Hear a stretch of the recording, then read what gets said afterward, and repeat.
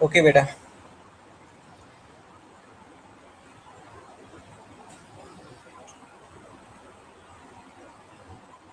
Okay, wait wait wait, मैं आपको answer करता हूँ।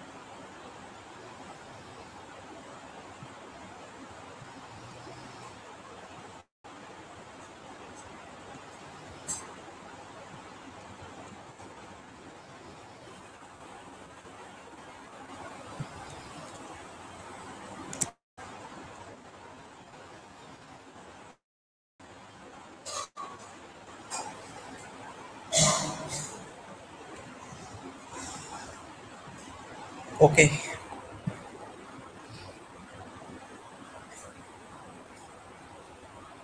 वेल,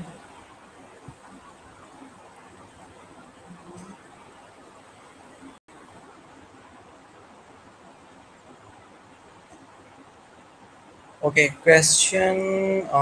ठीक है, पहला क्वेश्चन ये था, क्या था? इधर, पेक्टिनेट मसल्स या पेक्टी टेंडनाई क्या होते हैं, प्रोट्रूडिंग ऑरिकल क्या होता है, कॉडी टेंडनाई क्या होते हैं, पेपरी मसल क्या होते हैं, और तीसरा क्या है कि सर जो का 2 किलो पास्कल का डिफरेंस होता है। एक मिनट बेटा। Okay wait. 2 किलो पास्कल का डिफरेंस होता है हाइड्रोस्टैटिक प्रेशर और ऑनकोटिक प्रेशर में फ्लूइड में डिस्ट्रीब्यूशन ड्राइव करता है। बेटा जो टू का डिफरेंस होता है ना, ये जब फ्लूइड की डिस्ट्रीब्यूशन हो जाती है तो हाइड्रोस्टैटिक प्रेशर कम हो जाता है। और जो ऑनकोटिक प्रेशर है, जैसे कांस्टेंट रहता है, पहले हाइड्रोस्टैटिक प्रेशर ज़्यादा होता है तो फ्लूइड को बाहर निकाल दिया जाता है। जब हाइड्रोस्टैटिक प्रेशर कम होता है तो ऑनकोटिक प्रेशर उसको खींच के दोबारा हाइड्रोस्टैटिक प्रेशर को मेंटेन कर दिया जाता है। ऑनकोटिक प्रेशर खींच के उसको ब्लड वेसल का हिस्सा बना देता है ताकि जो हाइड्रोस्टैटिक प्रेशर है उसको मेंटेन किया जा सके। और ये जो ऑनकोटिक प्रेशर होता है बेटा, ये 25 से लेकर ना 28 मिलीमीटर ऑफ मर्क्यूरी होता है। अगर कहीं पे आपको 28 भी मिल जाता है तो भी ठीक है। ओके।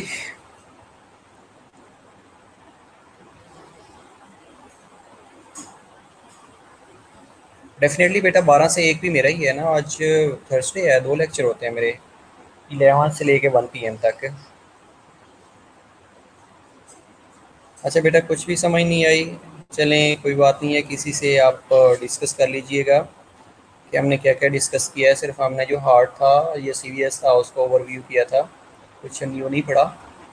कुछ हम स्मॉल इंटेस्टाइन के बारे में डिस्कस कर रहे थे पिछले लेक्चर में भी, और इसमें भी स्मॉल इंटेस्टाइन को कवर कर लेते हैं ताकि उसके बाद हम नेक्स्ट क्लास में लार्ज इंटेस्टाइन करने के बाद हम रीनल सिस्टम या एक्सक्रीटरी सिस्टम की तरफ मूव करेंगे, राइट?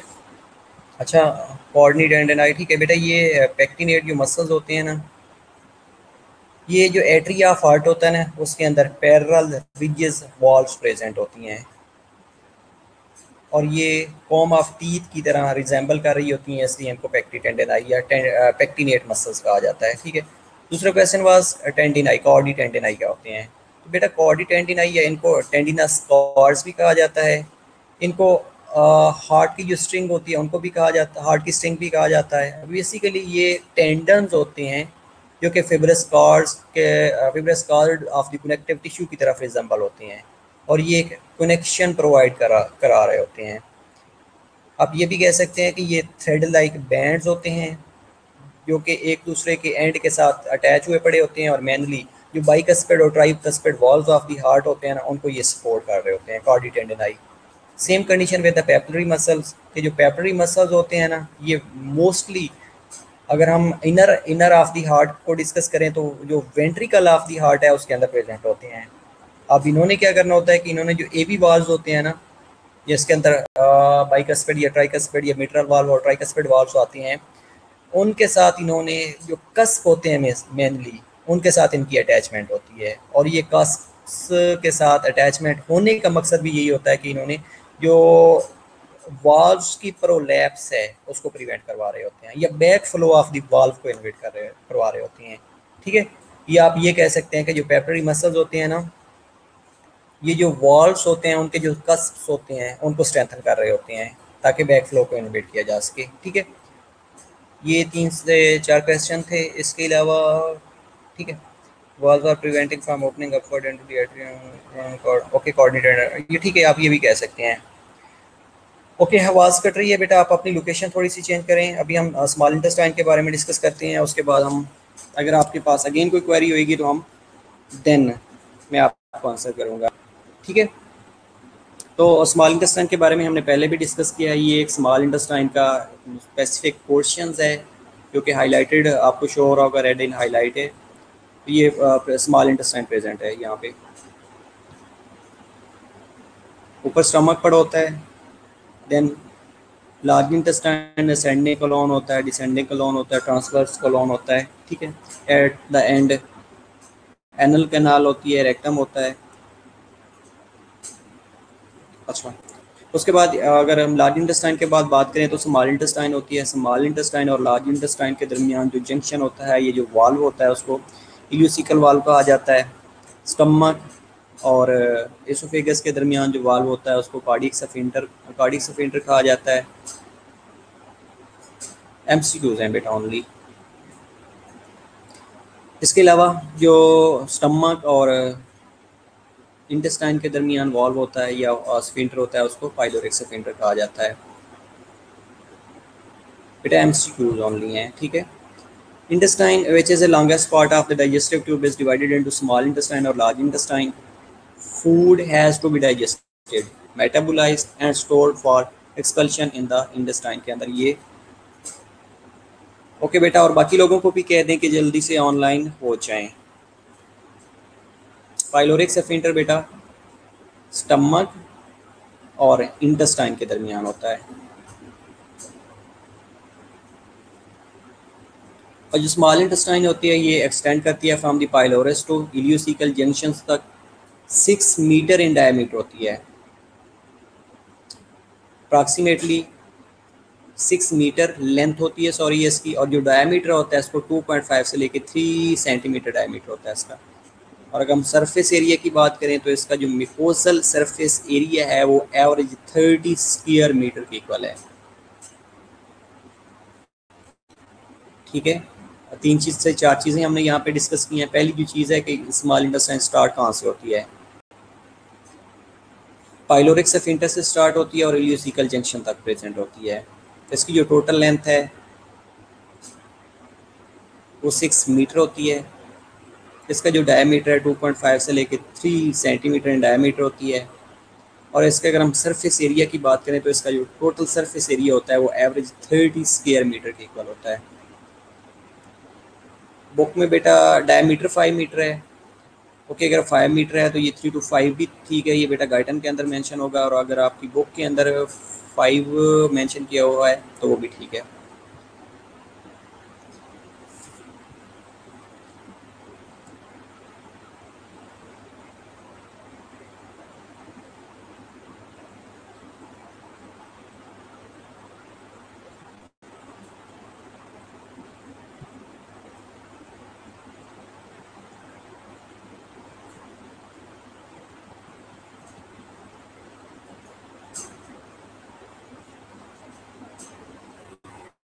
और बेटा इनकी जो और आगे पार्ट्स हैं ड्यूटीनम ड्यूटीनम में वो भी वेरी करते हैं बेटा।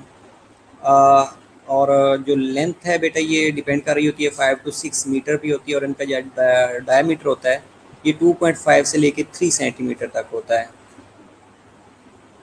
बेटा दोनों वैल्यू ठीक हैं। अगर 5 to 6 मीटर 5 मीटर लिखा हुआ है, 5 to 6 मीटर लिखा हुआ है वो भी ठीक है। 2.5 से लेके 3 लिखा हुआ है तो भी ठीक है। अब 2.5 माइट भी आपकी बुक के अंदर लिखा हो, और ये लेकिन गाइडन कहती है कि 2.5 से लेके 3 होती है। अगर एक अच्छी बुक पढ़ेंगे तो उसमें 2.5 से 3 लिखा होता है, ठीक है। तो ये दोनों वैल्यू ठीक होती हैं। अब अगर आप इसकी लेंथ की बात करें तो 6 मीटर यहाँ पे लिखा हुआ है, आपकी बुक कहेगी कि 5 मीटर है, ठीक है। तो दोनों बेटा ठीक है, 5 to 6 कर लें तो भी ठीक है, 5 मीटर 6 मीटर कर लें तो ये अप्रॉक्सीमेशन दी जाती है, एक रेफरेंस वैल्यू दी जाती है। इसके अलावा क्या होता है कि length is greater in males than in females, it receives bile juices and pancreatic juices through the pancreatic duct control by sphincter of Oddi. अब ये जो सफिंक्टर ऑफ ओडाई है ये हमने लास्ट क्लास में एक अच्छी तरह डिस्कस किया था कि ये क्या होता है। सफिंक्टर ऑफ ओडाई बेटा क्या होता है और ये प्रेजेंट कहाँ पे होता है, जल्दी बताएं ताकि हम नेक्स्ट को कंटिन्यू करें।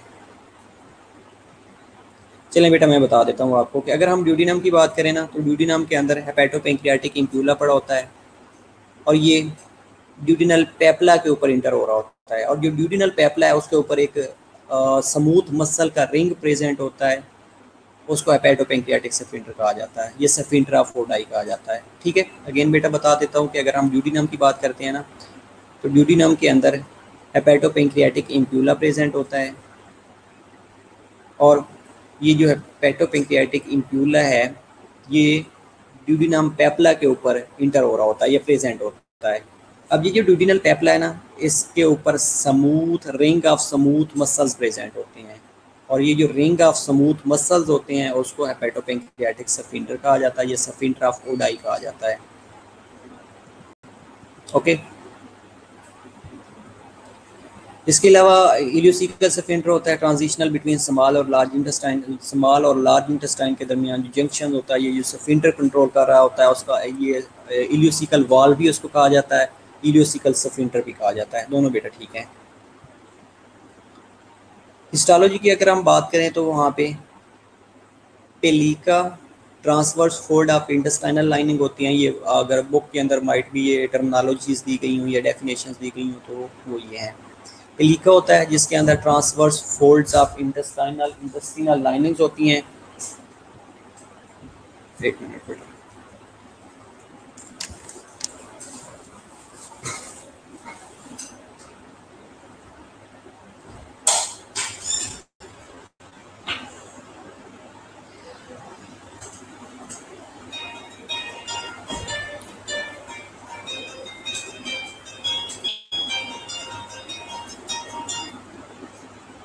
जी सर।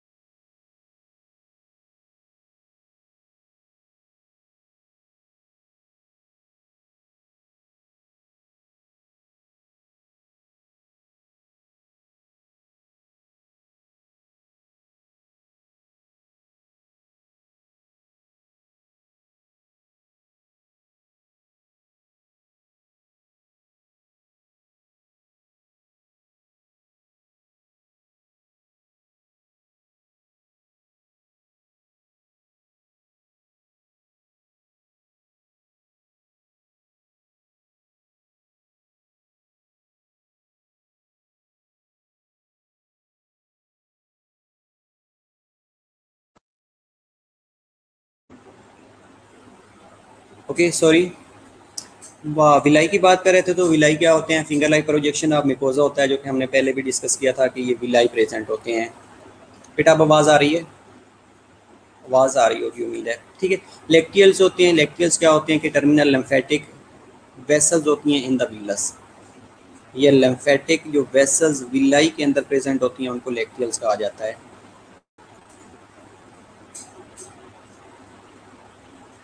ओके, ठीक है।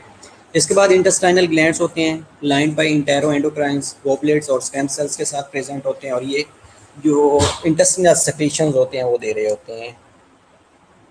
इसके अलावा इंटेरोकाइनेज रिलीज हो रहे होते हैं जो विलाई से रिलीज हो रहे होते हैं, और एक्टिवेशन हो रही होती है। ड्यूडिनल ग्लैंड्स होते हैं, उनका ब्रोनर्स ग्लैंड्स भी कहा जाता है। अब ये जो ड्यूडिनल ग्लैंड्स होते हैं ये क्या करते हैं, एक तो म्यूकस सिक्रीट कर रहे होते हैं, दूसरा बफरिंग कर रहे होते हैं, और तीसरा यूरोगेस्ट्रॉन को सिक्रीट कर रहे होते हैं।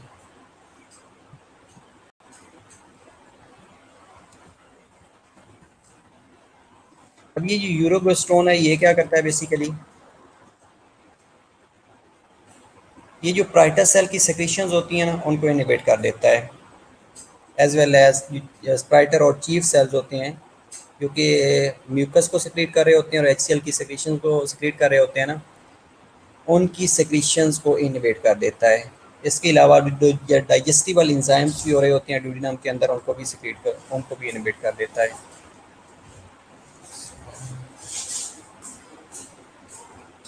आप ये भी कह सकते हैं कि जो यूरोगेस्ट्रॉन है ये एक potent inhibitors of gastric acid है। ठीक है,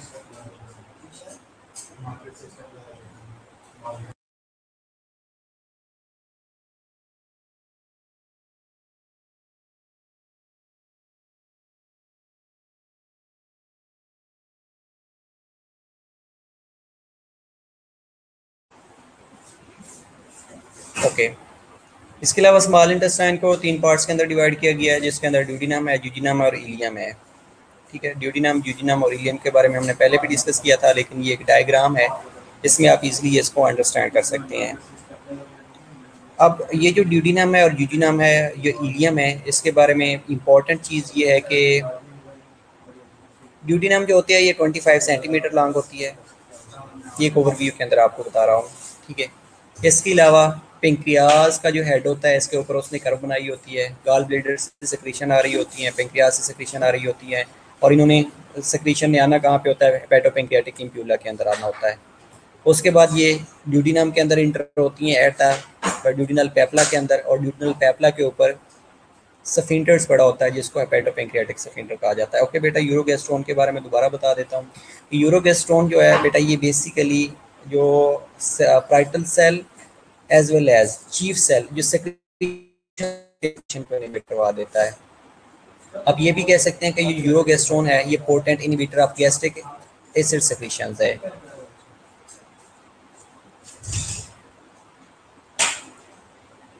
ओके, ठीक है। तो स्मॉल इंटेस्टाइन 25 सेंटीमीटर लॉन्ग होती है। इसके अलावा अगर हम बात करें ड्यूडिनम की होगी, अगर हम बात करें इलियम की, तो इलियम के अंदर इलियोसिकल वॉल पड़ा होता है। अब इलियोसिकल वॉल क्या करता है, ये इसने ना इलियम टू सीकम जो चीज़ें जा रही होती हैं उनको कंट्रोल कर रहा होता है, और अटैचमेंट इसकी कहाँ होती है, first part of the large intestine के साथ, बैक फ्लो को इनहिबिट कर रहा होता है, और इसका जो लेंथ होती है वो राउंड अबाउट 3 मीटर्स लेंथ होती है। वेलकम बेटा जी। और दूसरा जूजिनम की अगर हम बात करें तो जूजिनम जो है ये मिडल पोर्शन होता है, और इसकी जो राउंड अबाउट लेंथ होती है वो 2 मीटर इन लेंथ होता है। ठीक है, अब अगर इसके अंदर इनके साथ में फंक्शन भी दिए गए हैं कि जो जूजिनम होता है ना, मिक्सिंग बॉल एसिड और न्यूट्रलाइजेशन करवा रहा होता है। स्टमक से जैसे ही फूड आता है तो वो स्टेक इन काइम होता है, ड्यूडिनम के अंदर जैसे ही आता है तो न्यूट्रलाइजेशन होना स्टार्ट हो जाती है। उसके बाद अगर हम जूजिनम की बात करें तो जूजिनम के साथ फंक्शन दिया गया है कि bulk of chemical digestion and nutrients और अब्जॉर्प्शन अकर्स हियर। अब यहाँ पे जो केमिकल डाइजेशन हो रही होती है वो मेनली जूजिनम के अंदर हो रही होती है। केमिकल डाइजेशन बेटा इसलिए हो रही होती है ताकि जितनी भी सेक्रेशंस आ रही होती हैं वो पेंक्रियाटिक इम्प्यूला के थ्रू कंट्रोल बाई हेपेटोपेंक्रियाटिक सफिंटर टू वो इंटेस्टाइन के अंदर आ रही होती हैं। ठीक है, तो इसलिए यहाँ पे केमिकल डाइजेशन और अब्जॉर्प्शन इंटेरोसाइट्स पड़े होते हैं या विलाई होते हैं जो सबसे ज़्यादा अब्जॉर्प्शन करवा रहे होते हैं। Got it. उसके बाद अगर हम इलियम की बात करें तो ये टर्मिनल इलियम होता है। इंट्रिंसिक फैक्टर की मौजूदगी में विटामिन B12 की अब्जॉर्प्शन हो रही होती है। तो विटामिन B12 की डेफिशिएंसी से बचने के लिए जो इलियम है उसका फंक्शनल होना ज़रूरी होता है। उसके बाद असेंडिक कोलन होता है, देन सीकम होता है, मिजेंट्री होती है, और ये अपेंडिक्स पड़ी होती है। यहाँ पे लिम्फाइड टिश्यू होते हैं, बेसिकली कोई भी माइक्रो ऑर्गेनिज्म जो कि लिम्फाइड टिश्यू का हिस्सा बनता है उसको यहाँ पे किल कर दिया जाता है। और ऐसी कंडीशन जब लिम्फाइड टिश्यू की इन्फ्लेमेशन हो जाती है या अपेंडिक्स की इन्फ्लेमेशन होती है, that condition is known as appendicitis. ठीक है, होप सो ये डायग्राम से आपको इजीली समझ आ गया होगा। अब ड्यूटीनम जो है, ड्यूटीनम एक ग्रीक वर्ड है, ड्यूडिकेडेक्टोलोस, जिसका मतलब है कि 12 fingers. Duodenum is a short structures about 20-25 centimetre long होती है। अगर आपकी बुक है तो उसमें राउंड अबाउट मेरा ख्याल है कि 25 ही मेंशन है। ठीक है, और इसके बाद ये स्टमक से कंटिन्यू होती है एंड शेप लाइक अ सी की शेप में ये प्रेजेंट होती है। अगर आप बैक वाली डायग्राम देखेंगे तो इसमें आपको एक सी शेप नजर आएगी। बेटा आवाज़ क्यों कट रही है? बाकी लोगों को आवाज़ कट के आ रही है?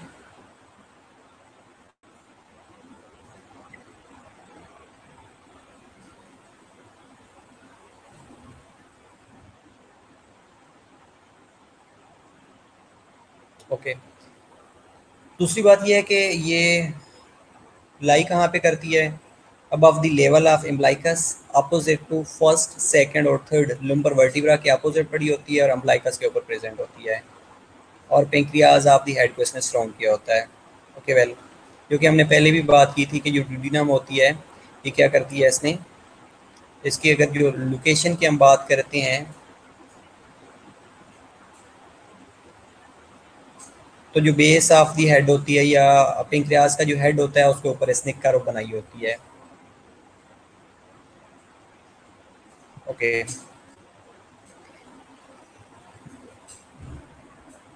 इट रिसीव गैस्ट्रिकाइम, आप गैस्ट्रिकाइम कह दें, एस्ट्रिकाइम कह दें।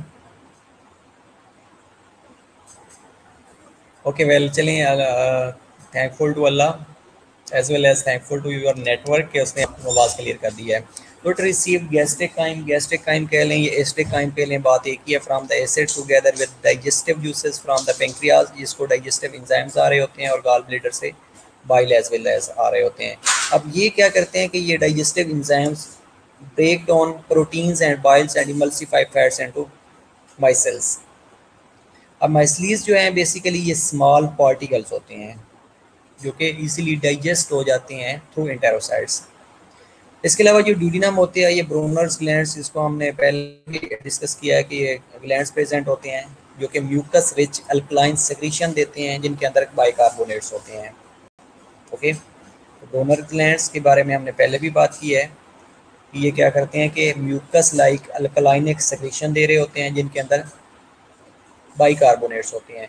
अब देखें, अगर हम ड्यूडिनम की बात करें तो वहाँ पे एसिडिक काइम कह लें या गैस्ट्रिक काइम कह लें, एक ही चीज़ है। अब इस गैस्ट्रिक काइम या एसिडिक काइम को न्यूट्रलाइज करने के लिए बाइकार्ब्स का होना ज़रूरी होता है। अगर ये एसिडिक काइम की न्यूट्रलाइजेशन नहीं होएगी तो जो ड्यूडिनम की लाइनिंग है या इंटेस्टाइन की जो लाइनिंग है उनकी अरोजन होना शुरू हो जाएगी। HCl उसको अरोड करना शुरू कर देगा, इंजरी काज करना शुरू कर देगा। तो उस इंजरी से प्रिवेंट करने के लिए ड्यूडिनम के अंदर ब्रूनर्स ग्लैंड्स प्रेजेंट होते हैं जो कि बाइकार्ब्स को सिक्रीट कर रहे होते हैं। तो वो जो एसिडिक काइम आ रहा होता है उसकी न्यूट्रलाइजेशन हो जाती है। इसके अलावा this secretion in combination with bicarbonates from the pancreas neutralize the stomach acid contain in the gastric chyme. Okay, यही बात है कि जो गैस्ट्रिक काइम के अंदर एसिड आ रहा होता है, ये स्टमक एसिड से जो एसिड आ रहा होता है उसको न्यूट्रलाइज कर दिया जाता है। न्यूट्रलाइज कौन कर रहे होते हैं? ब्रूनर्स ग्लैंड्स बाय सेक्रेटिंग बाइकार्बाइन या बाइकार्बोनेट्स। ओके, इसके अलावा सस्पेंसरी लिगामेंट्स ऑफ ड्यूडिनम और लिगामेंट्स ऑफ ट्रेजर्स भी होते हैं, पड़े होते हैं। अब ये सस्पेंसरी मसल्स क्या होते हैं? दीज आर बेसिकली फिब्रोमस्कुलर बैंड्स होते हैं which suspend and support the duodenojejunal flexure. इसके अलावा it arises from the right toes of the diaphragm closest to right side of the esophagus, passes downward behind the pancreas and is attached to the posterior surface of the duodenojejunal flexure and third, fourth parts of the duodenum. अब ये जो parts हैं, upper half parts जो होता है उसके अंदर striated muscles होते हैं, मिडल में 1/3 के अंदर इलास्टिक और टिश्यू प्रेजेंट होते हैं, और लोअर 1/3 के अंदर स्मूथ मसल प्रेजेंट होते हैं।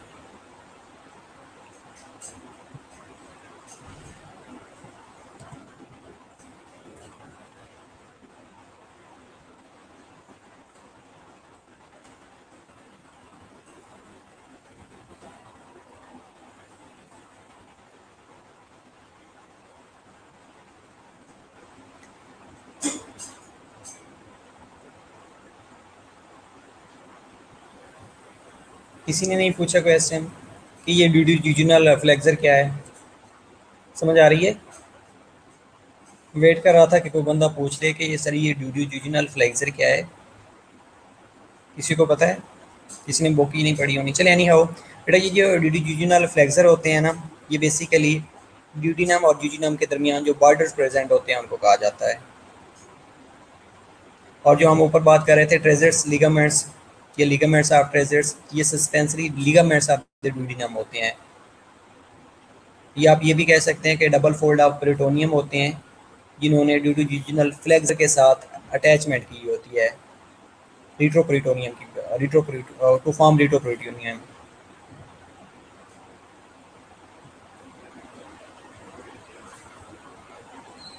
ओके, बुक में नहीं है तो बेटा ये आपको पता होना चाहिए, ठीक है, ये क्वेश्चन आ सकता है। इसके अलावा ड्यूडिनल की ब्लड सप्लाई होती है, जो इंटीरियर ब्लड सप्लाई होती है वो थ्रू सुपीरियर पेंक्रियाटियो ड्यूडिनल आर्टरी के थ्रू हो रही होती है, और इन्फीरियर पेंक्रियाटियो ड्यूडिनल आर्टरी के थ्रू हो रही होती है। जो वेनस सप्लाई होती है, the veins of the duodenum drains into the splenic superior mesenteric और पोर्टल वेन के थ्रू इसकी वेनस सप्लाई हो रही होती है, और at the end right atrium का ये इन्फीरियर वेना केवा का हिस्सा बन रही होती है। अब ये जो था अबाउट ड्यूडिनम। अब दूसरी चीज़ हमने डिस्कस करनी है ड्यूडिनम के अंदर। ड्यूडिनम क्या होता है कि mid section of small intestine होता है connecting the duodenum to the ileum. It is about 2.5 metre long होता है, 2.5 मीटर लॉन्ग। बात कर रहे हैं ड्यूडिनम की।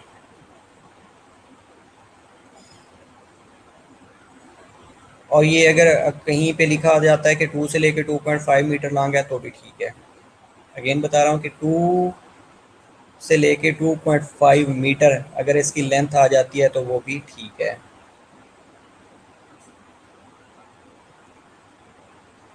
इसके अलावा इसके अंदर प्लेका होता है,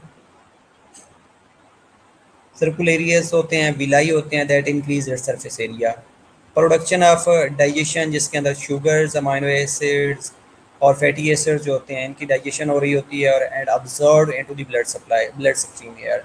अब्जॉर्ब होने के बाद ये ब्लड स्ट्रीम का हिस्सा बनते हैं। उसके बाद इसके अंदर suspensory muscles of duodenum mark the division between the duodenum और ड्यूडिनम। और ये जो सस्पेंसरी मसल्स होते हैं ड्यूडिनम के अंदर, वो ड्यूडिनम और जो ड्यूडिनम होता है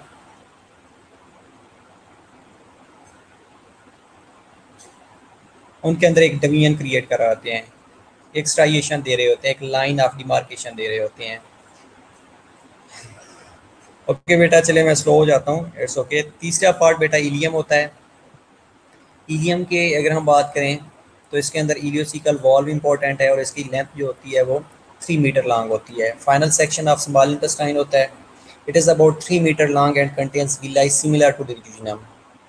इसका मेनली काम क्या होता है कि ये विटामिन B12 की अब्जॉर्प्शन करता है, बाइल एसिड की, और as well as any other remaining nutrients अगर कुछ रह जाते हैं जो कि बॉडी के लिए रिक्वायर्ड होते हैं तो ये टर्मिनल इलियम या इलियम से रीअब्जॉर्ब हो रहे होते हैं।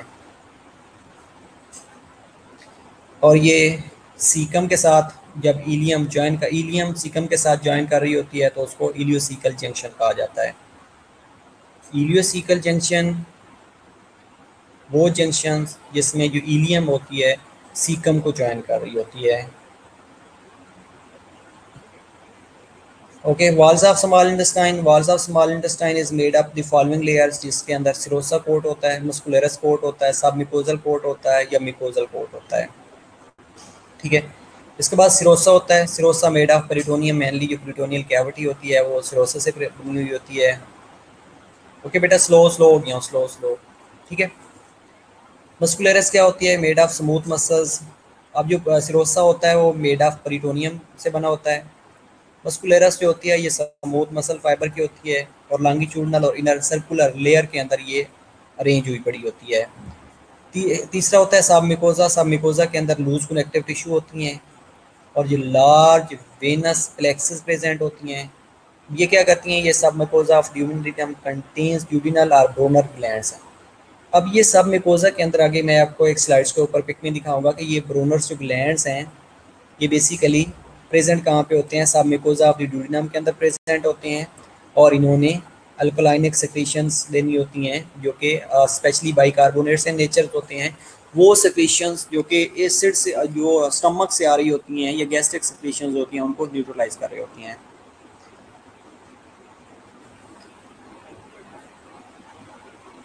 ओके, तीसरी चीज़ जो होती है मिकोजा होता है। मिकोजा, अब मिकोजा क्या करता है, basically compose of layer of epithelial lamina propria and muscularis mucosa. अच्छा, ओके बेटा, ये मेसेंट्रिक प्लेक्सेस होती हैं, मिसीनियर डिफरेंट प्लेक्सेस होती हैं बेसिकली। अब इनका काम क्या होता है, बेसिकली ये नेटवर्क ऑफ वेसल्स होती है, ये नेटवर्क ऑफ नर्व्स भी कहा जाता है इनको।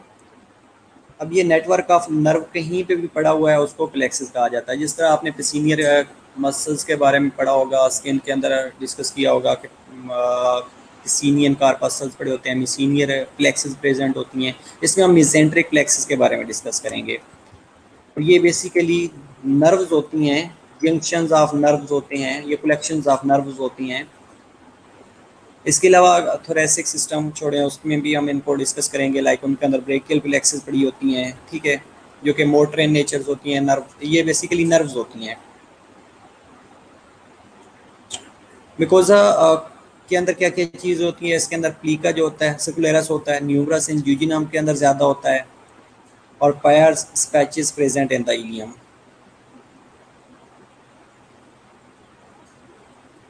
अब ये जो पेयर्स पैचेस होती हैं बेसिकली ये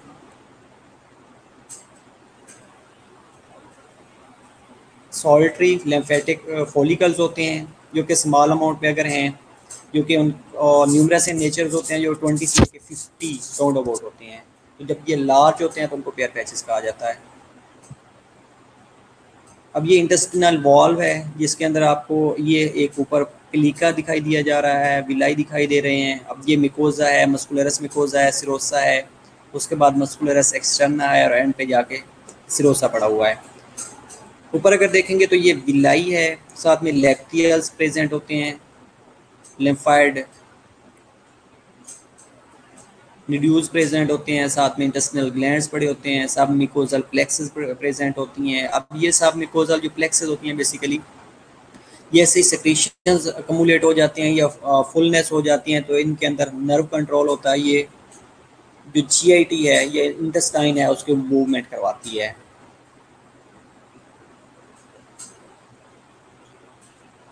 सर्कुलरस layer of smooth muscle present होती है, मेसेंट्रिक प्लेक्सेस होती हैं, longitudinal layer of smooth muscle और सबमिकोजल आर्टरी और वेन्स यहाँ से निकल रही होती हैं जो कि blood supply, systemic blood supply आ रही होती है और वेनस ड्रेनेज हो रही होती है इसके थ्रू। इलियम और ड्यूडिनम की आर्टीरियल जो ब्लड सप्लाई होती है ये branches of superior mesenteric artery supply कर रही होती है इसको। इसके अलावा intestinal branches arises from the left side of the artery and run in mesentery to reach the gut gastrointestinal tract तक पहुंच रही होती हैं।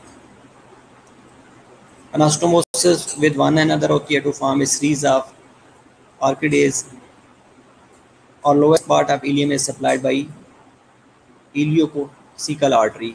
वेनस ड्रेनेज जो होती है वो मेनली सुपीरियर मेसेंट्रिक आर्टरी से हो रही होती है, सुपीरियर मेसेंट्रिक वेन से हो रही होती है।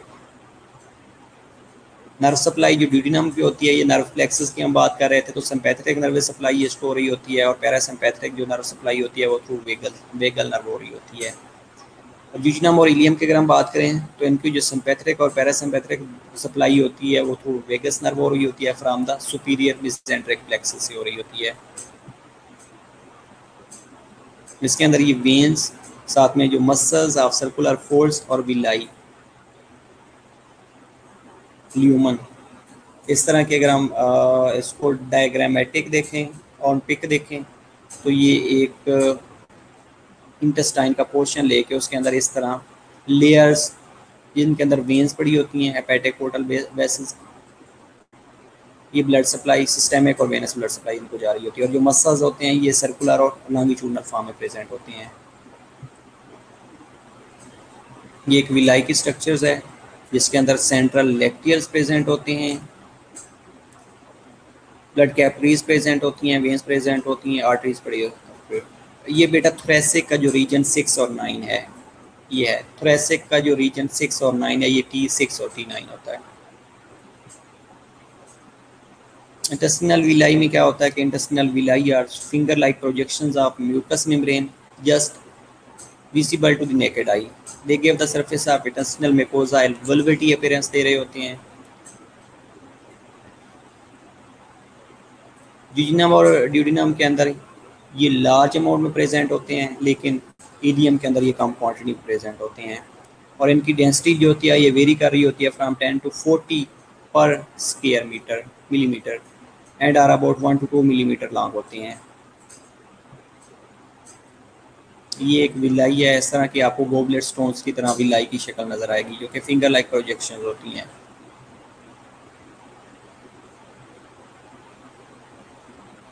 Intestinal glands, these are some simple tubular glands होते हैं जो कि म्यूकस मेम्ब्रेन के ऊपर स्प्रेड हुए पड़े होते हैं, ड्यूडिनम और इलियम के। इलियम में बेटा सबसे कम डाइजेशन होती है। अब ये ओपन कैसे होते हैं कि they open by small circular apertures on the surface of mucous membrane between the villi. Villi के ऊपर स्मॉल अपर्चर्स पड़े होते हैं, वो इनको ओपन कर देते हैं। उसके अलावा ये म्यूकस और डाइजेस्टिव इंजाइम्स सेक्रेट कर रहे होते हैं इंटेस्टिनल ग्लैंड्स। इसके अलावा लिम्फेटिक फोलिकल्स होते हैं जिनके अंदर हमने पहले भी डिस्कस किया था कि सॉलिटरी लिम्फेटिक फोलिकल्स होते हैं और एग्रीगेटेड पेयर पैचेस होती हैं। अब इनका जो नंबर्स हैं ये 20 से लेके 30 भी होता है और 20 से लेके 50 भी होता है। पेयर पैचेस और अल्सरेटिव इन टाइफाइड फीवर, अगर टाइफाइड फीवर होता है तो इनकी अल्सरेशन हो जाती है, ओवल अल्सर बनना शुरू हो जाती हैं। इसके अलावा ये लॉन्ग एक्सेस के थ्रू, ये बावल के थ्रू समटाइम्स ब्लीडिंग भी आना शुरू हो जाती है। इसके अलावा इंटेस्टिनल सेक्रेशन में मेनली इंटेस्टिनल जो सेक्रेशन होती है उनके अंदर वाटर होता है, म्यूकस होता है और मिनरल साल्ट्स होते हैं। और मेनली ये 1.5 लीटर पर डे या 1500 ml पर 24 आवर्स इसकी सेक्रेशन हो रही होती है। इसके अंदर मोस्टली डाइजेस्टिव इंजाइम्स होते हैं स्मॉल इंटेस्टाइन के अंदर और contain in the enterocytes of the walls of the villi. Digestion of carbohydrates हो रही होती है, प्रोटीन हो रही होती है, फैट्स हो रही होती है। जैसे ये माइक्रोविलाई के कंटेक्ट में आते हैं और इंटेरोसाइट्स के कंटेक्ट में आते हैं तो इनकी अब्जॉर्प्शन होना शुरू हो जाती है। जैसे ये मोनोसाइट्स में कन्वर्ट होंगे, प्रोटीन्स या फैट्स या अमीनो एसिड्स की फॉर्म में स्मॉल मॉलिक्यूल्स में जैसे ही कन्वर्ट होंगे, कन्वर्ट होने के बाद जैसे ये विलाई माइक्रोविलाई और इंटेरोसाइट्स के अटैचमेंट में आएंगे तो इनकी अब्जॉर्प्शन होना शुरू हो जाएगी। इंटेस्टिनल एंजाइम के अंदर इंटेरोकाइनेज होते हैं जिसने प्रोटीक एंजाइम ट्रिप्सन और कीमोट्रिप्सन को भी एक्टिवेट करना होता है। इसके अलावा प्रोटियोलिटिक एंजाइम्स में रिप्सन और न्यूक्लियसेस आ रहे होते हैं, सेक्रोजेज, माल्टोज, लैक्टेज, अल्फा डेक्स्ट्रोनेज आ रहे होते हैं, इंटेस्टिनल लाइपेजेस आ रहे होते हैं, कोलेस्ट्रॉल एस्ट्रेजेस आ रही होती हैं, डिसिक्सनेज आ रहे होते हैं और अल्किलाइन फॉस्फेट आ रहे होते हैं। केमिकल डाइजेशन इंटेरोसाइट्स के थ्रू कैसे होती है कि जब एसिड का पास आउट के स्मॉल इंटेस्टाइन के अंदर आता है, ओके,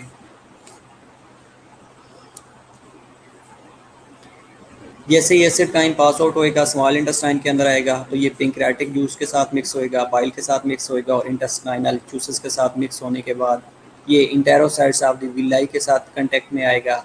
और जैसे ही विलाई या इंटेरोसाइट्स ऑफ विलाई के कांटेक्ट में आएगा तो इसकी अब्जॉर्प्शन होना शुरू हो जाएगी। अब इंटेरोकाइनेज क्या है कि enterokinase activates pancreatic peptidases such as trypsin which convert some polypeptides to amino acids and some to smaller peptidases. The final stage of breakdown of all peptidases to amino acid take place at the surface of the interocytes. और इसकी मज़ीद जो breakdown हो रही होती है या absorption हो रही होती है वो इंटेरोसाइट्स पे हो रही होती है।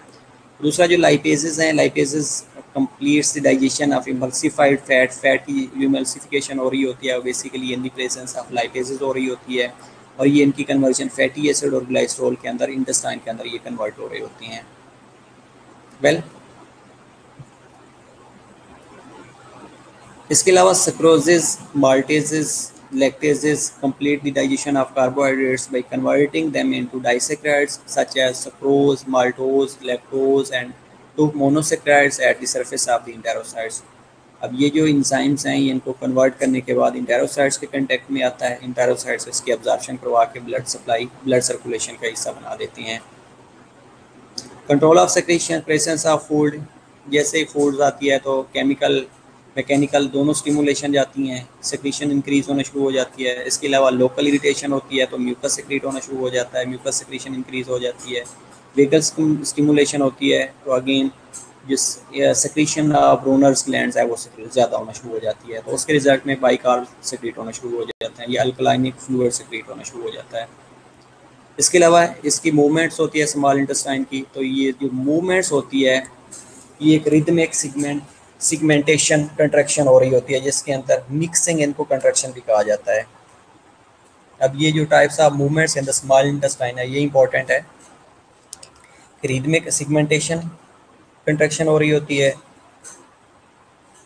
जिसके अंदर जो फूड है उसकी मिक्सिंग हो रही होती है, चैपिंग और चर्निंग हो रही होती है ताकि जो फूड है उसको मज़ीद स्मॉल पार्टिकल्स के अंदर ब्रेक डाउन किया जा सके।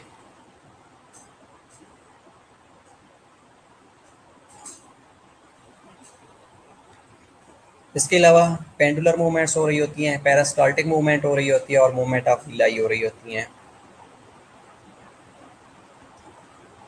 माइग्रेशन या माइग्रेटिंग मोटर कम्प्लेक्स क्या होता है कि periodic intense electrical activity seen in the empty stomach और small intestine that last for 3 to 6 minutes and spread from the stomach to ileum is called migrating motor complex है।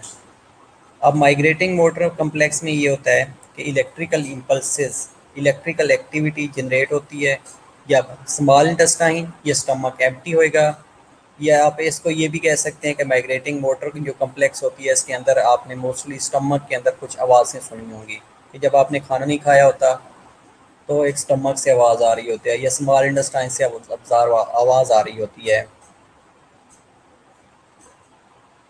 बेटा ये definitely book में भी है और यहाँ से ले लें तो भी आप लोगों की मर्जी है, सब टू देम।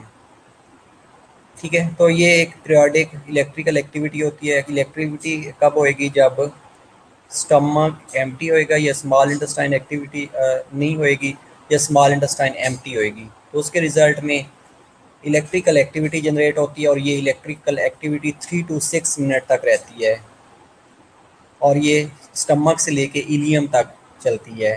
उसको कहा जाता है MMC, माइग्रेटिंग मोटर कम्प्लेक्स। और ये हर 90 मिनट्स के बाद, 1.5 आवर्स के बाद या 1.5 घंटे के बाद रिपीट हो रही होती है।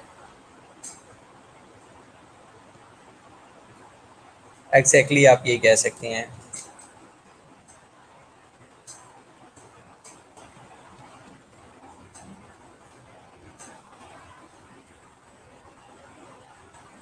लेकिन ये होता है कि इसमें पेनफुल फीलिंग होती है स्टमक के अंदर, हंगर पेंस के अंदर, लेकिन MMC के अंदर ये एक स्ट्रॉन्ग इलेक्ट्रिकल कंट्रैक्शन हो रही होती है, उसमें पेन नहीं होती।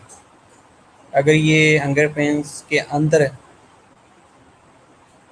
पेनफुल स्टिमुलाई नहीं है तो भी इनको MMC कहा जा सकता है। लेकिन जो हंगर पेंस हैं इनको स्टॉप किया जा सकता है, लाइक आपने खाना खा लिया है तो ये ख़त्म हो जाएंगी। इसके अलावा प्रोटीन्स ले लिए हैं, वाट एवर, कोई एक्सरसाइज रेगुलरली ले ली है, कर लिया है, स्नैक्स ले लिए हैं, तो उसके रिजल्ट में ये कंट्रोल हो जाती है अगर पेन हो रही है। लेकिन ये इलेक्ट्रिकल एक्टिविटी है जो जनरेट हो रही होती है एवरी आफ्टर 90 मिनट्स, 1.5 आवर्स या 1.5 घंटे के बाद, और ये एक साइक्लिक मूवमेंट होती रहती है। इसके अलावा सिगमेंटेशन कंट्रैक्शन हो रही होती है। सिगमेंटेशन कंट्रैक्शन के अंदर क्या होता है कि loop of intestine is divided into number of segments of nearly equal size. बेटा आप ये कह सकते हैं लेकिन ये बावल साउंड्स होती हैं। या उर्दू की बात कर रही हैं।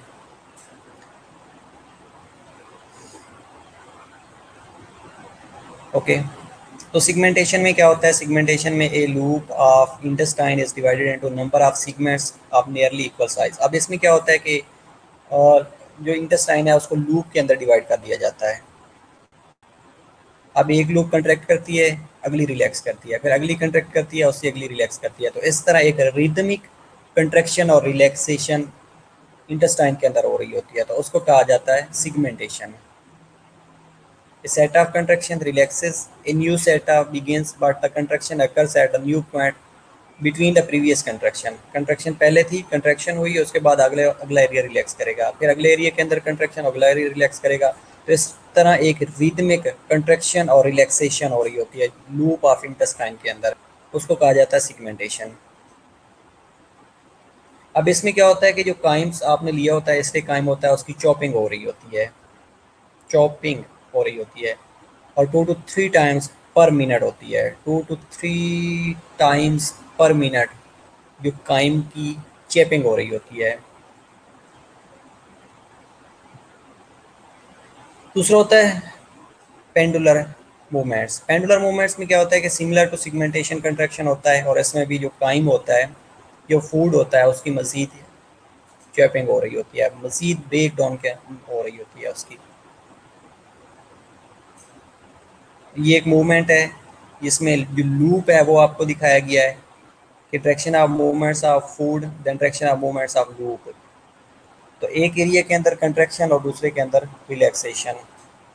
तो ये जो लूप जैसे ही बनता है तो ये लूप आगे पीछे मूव करता है, टू एंड फ्रो मूवमेंट्स की वजह से जो फूड होता है वो डाउनवर्ड मूव करता है, और उसके साथ इसकी जो फूड होता है उसकी चैपिंग हो रही होती है, मज़ीद डाइजेस्टिबल मॉलिक्यूल्स के अंदर उसको कन्वर्ट किया जा रहा होता है ताकि इसको इजीली अब्जॉर्ब किया जा सके। तीसरी चीज़ पेरिस्टाल्सिस होती है, पेरिस्टाल्टिक मूवमेंट होती है। अब ये जो पेरिस्टाल्टिक मूवमेंट होती है ये एक वेव लाइक कंट्रैक्शन और रिलैक्सेशन हो रही होती है। It is defined as the wave of contraction proceeded by a wave of relaxation that travels. तो कंट्रैक्शन और रिलैक्सेशन के थ्रू जो मूवमेंट हो रही होती है that is known as peristaltic movement. तो हमने तीन अभी डिस्कस किए हैं, पेंडुलर मूवमेंट्स होती है, सिगमेंटेशन होती है, और तीसरा पेरिस्टाल्टिक मूवमेंट हो रही होती है। ये एक पेरिस्टाल्टिक मूवमेंट है। अगर हम एसोफेगस की बात करें तो जो फूड होता है ना, इसके अंदर एरिया ऑफ कंट्रैक्शन और एरिया ऑफ रिलैक्सेशन होता है। अब देखिएगा कि पहले जो बोलस था ये ऊपर था, तो जो डाउनवर्ड एरिया था वो कंट्रैक्टेड था। जैसे ही बोलस डाउनवर्ड मूव करेगा ऊपर वाला कंट्रैक्ट कर जाएगा, नीचे वाला रिलैक्स करना शुरू कर देगा, और रिलैक्सेशन करने के बाद ये खाना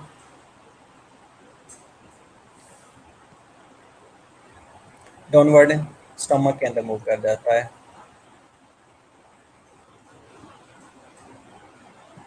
बेटा 2 और 3 में क्या, कौन से 2 और 3 में क्या डिफरेंस है?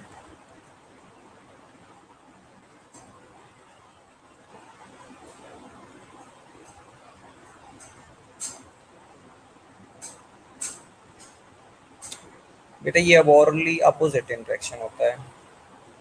अपोजिट का मतलब ये होता है कि एक कंट्रैक्शन और एक रिलैक्सेशन।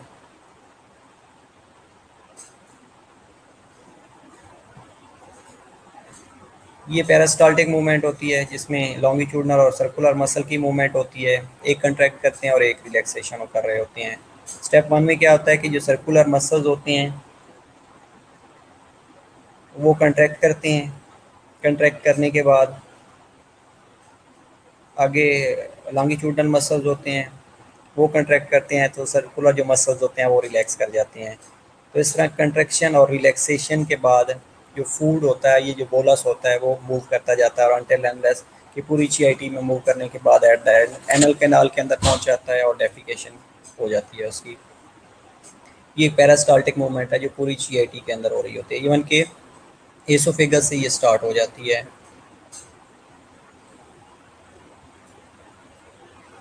इसके अलावा सर्टेन फैक्टर्स हैं कि पेरिस्टाल्सिस को इन्फ्लुएंस कर रहे होते हैं।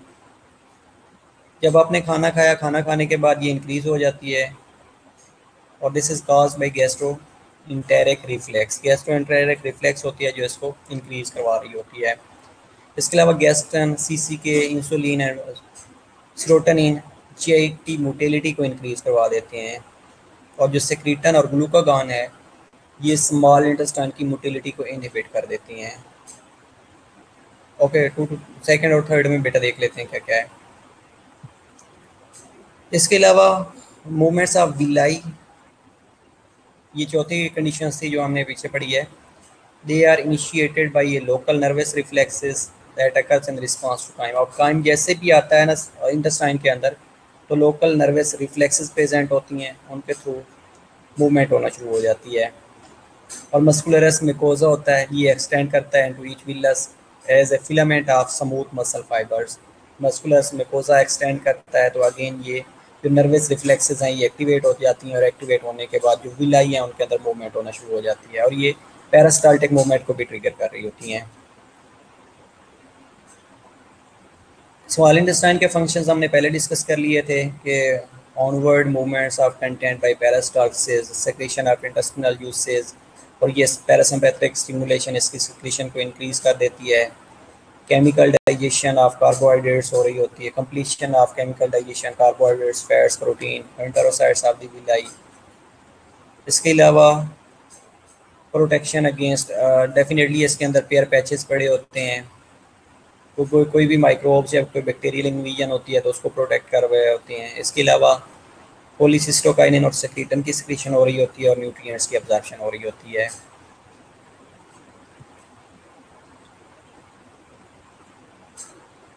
बस मेरा ख्याल है कि ये इतना ही था स्मॉल इंटेस्टाइन के बारे में जो कि हमने डिस्कस किया है। अब 2 to 3 में मूवमेंट्स में देख लेते हैं बेटा, 2 सेकंड और थर्ड में क्या है।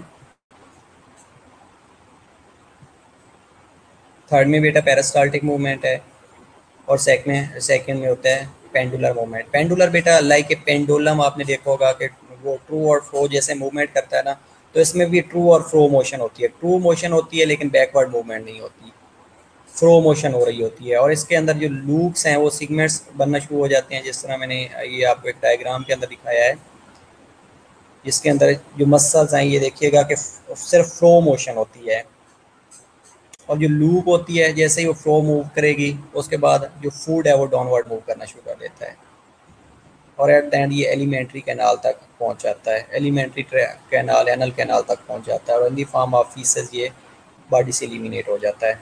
ठीक है, तो आज के लिए जो स्मॉल इंटेस्टाइन थी ये हमने कंप्लीट कर लिया है, ओवरव्यू कर लिया है सीवीएस का। अब आपका जो टेस्ट है वो आई थिंक कितने बजे है? ओके, लेट मी कंफर्म कि मैंने किस टाइम ऑनलाइन किया हुआ है।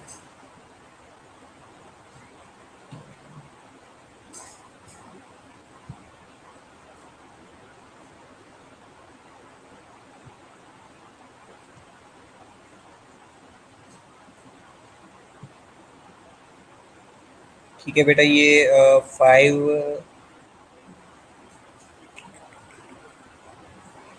बेटा 3:15 पे स्टार्ट हो जाएगा आपका टेस्ट, और 3:25 पे एंड हो जाएगा।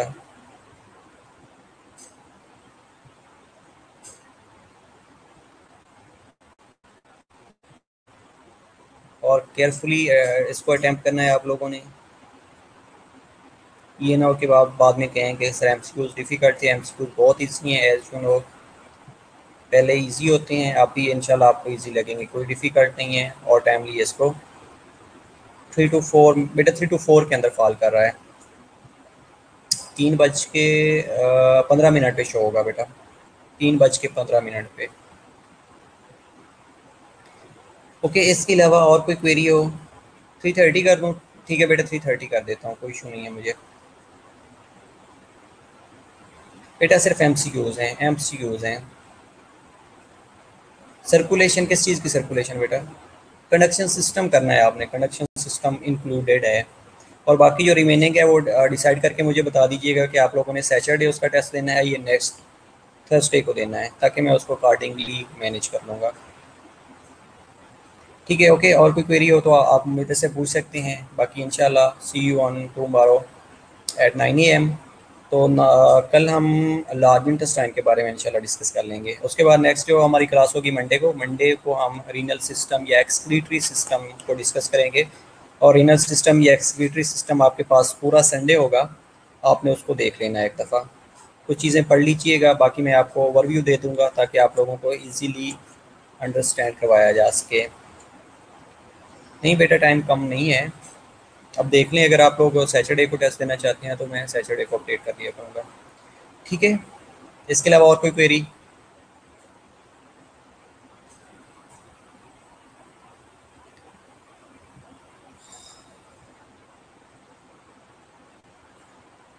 नो?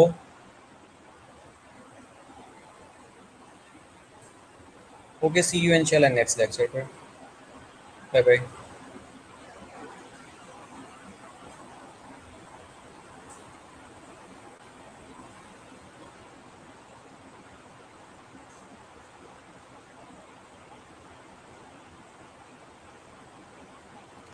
बेटा डाइजेस्टिव सिस्टम इंक्लूडेड कौन से टेस्ट में? डाइजेस्टिव सिस्टम आपकी मीटर में इंक्लूडेड है।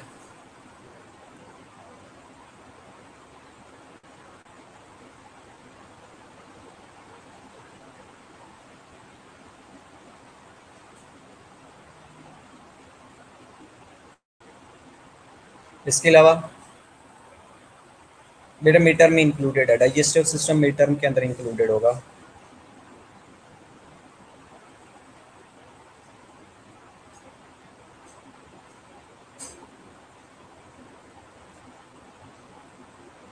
ओके, सी यू इंशाल्लाह ऑन मंडे।